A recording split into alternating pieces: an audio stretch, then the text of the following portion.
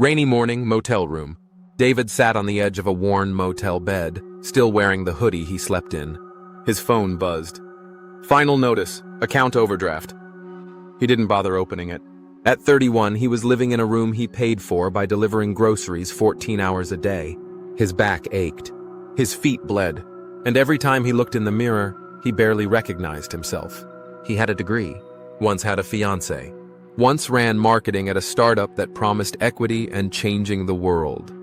That startup collapsed in 2020, and he hadn't recovered since. In 2020, David was part of a fintech company that grew fast. Too fast.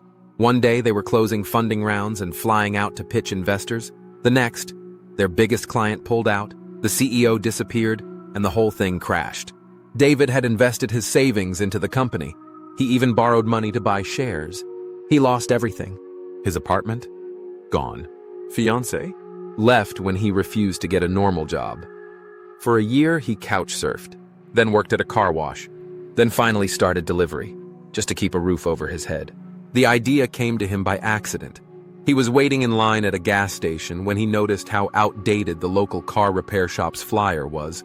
The design was awful. The font was unreadable. The services weren't even clear.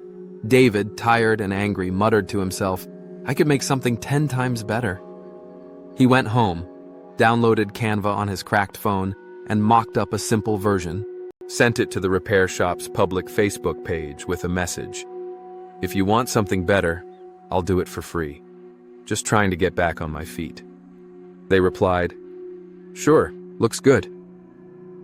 3 days later, they gave him $50. It wasn't much, but it was the first money he made from a skill, not his body. David spent nights teaching himself design, brand strategy, and copywriting from YouTube. He messaged 300 local businesses. Most didn't reply. Some laughed. But one, a cleaning service, hired him to redesign their site. Payment, $200 and a month of free cleaning. He took it. To meet deadlines, he worked on his phone in parking lots between deliveries.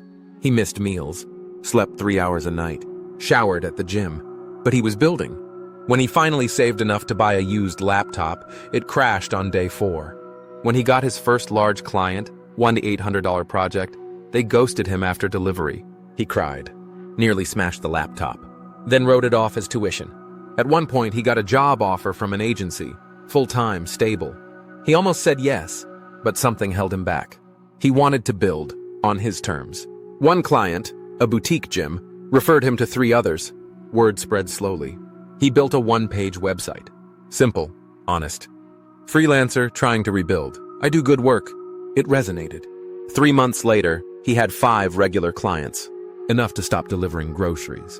He rented a tiny studio, bought a desk, a plant, started sending money to his mother again. Now David had time to think, to feel again. He saw a therapist, reached out to his ex. Not to reconcile, just to say thank you. He launched a small course on branding basics for small business owners. It brought in $3,000 in its first week. He cried again, this time not from pain. David now runs a boutique branding agency. 3 freelancers, 40+ clients, still no office, still no ego. He walks every morning, still in that old hoodie. But now it smells like hope. And when asked how he made it, he answers, 1 design, 1 client, 1 more day of not giving up.